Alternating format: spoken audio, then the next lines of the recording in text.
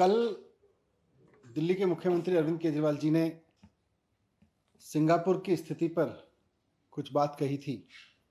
उन्होंने कहा था कि सिंगापुर में बच्चों के ऊपर खतरा बढ़ रहा है, ऐसा लग रहा है वहाँ पे उनके स्ट्रेन को देखते हुए, इसलिए हमें भी अलर्ट पे रहने की ज़रूरत है। कई न्यूज़ चैनल्स में भी ये बात आई थी। साथ साथ सिंगापुर के एजुकेशन मिनिस्टर ने भी ये वहाँ बयान दिया था कि बच्चों पे खतरा बढ़ रहा है। अब अगर मोटे तौर पे देखें, आज भारतीय जनता पार्टी ने उस पर बहुत घटिया राजनीति शुरू की है। मोटे तौर पे देखें तो कल अरविंद केजरीवाल जी ने दो बातें कही।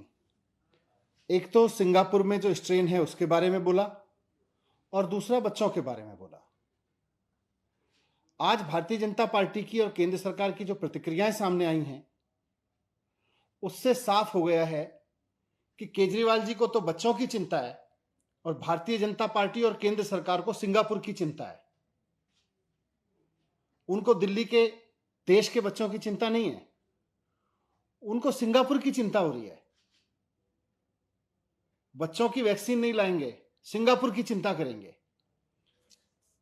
आप देखिए कि लंदन में एक नया स्ट्रेन आया था पहले, उसके बारे में भी बहुत लोगों ने अलर्ट दिया था। साइंटिस्ट ने वार्न किया था, डॉक्टर्स ने वार्न किया था कि लंदन में एक नया स्ट्रेन आया है और उससे पूरी दुनिया को अलर्ट रहने की जरूरत है। भारत सरकार ने समय रहते कोई कदम नहीं उठाया और लंदन में आए उस स्ट्रेन की वजह से और भारत सरकार की लापरवाही की वजह से आज देश की हालत देखिए क्या हो गई है। आज पूरा देश उसका खामियाजा भुगत रहा है। जो अलर्ट ये समझने के लिए था कि हम अपने कुछ कदम उठाएं, उस वक्त भी भारत सरकार हाथ पे हाथ रखे बैठी रही। लंदन में नया स्ट्रेन आया और आज हजारों लोगों की जान चली गई। कोई परिवार ऐसा नहीं बचा जिसके घर में कोई जिसके अपने जिधर नजर उधर उसको डेथ ना नजर आ रही हो, जिसका कोई अपना हॉस्पिटल में भर्ती ना हुआ हो या कोविड ना हुआ हो। एक मुख्यमंत्री क्या पहले तथ्यों को परखते नहीं है, जांचते नहीं है, सीधा ट्वीट कर देते हैं? क्या ये बहुत जिम्मेदारी का परिचय देना है? और तीसरा अहम पहलू जो संवैधानिक पहलू भी है, जो मैं आपके समक्ष में रखूंगा, वो है फॉरेन रिलेशंस। तो ऐसा क्यों है कि अरविंद केजरीवाल जी और उनकी पार्टी पीपीपी मॉडल फॉलो कर रही है? ये पीपीपी है, पब्लिसिटी, पेटी पॉलिटिक्स एंड पैनिक। इतना हाहाकार मचा दो कि दिल्ली सरकार से और अरविंद केजरीवाल से कोई प्रश्न ही ना करे।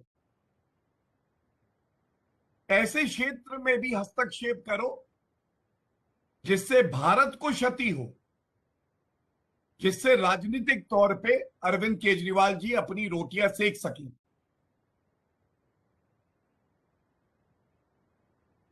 तो सबसे पहले इस ट्वीट के बाद एक प्रतिक्रिया डॉक्टर एस जयशंकर जी, फॉरेन मिनिस्टर साहब ने करी, वो मैं आपके समक्ष जरूर रखूंगा। और ये बेहद महत्वपूर्ण भी है जो उन्होंने कहा है। Singapore and India have been solid partners in the fight against COVID-19. Appreciate Singapore's role as a logistics hub and oxygen supplier. Their gesture of deploying military aircraft to help us speaks of our exceptional relationship. And it continues.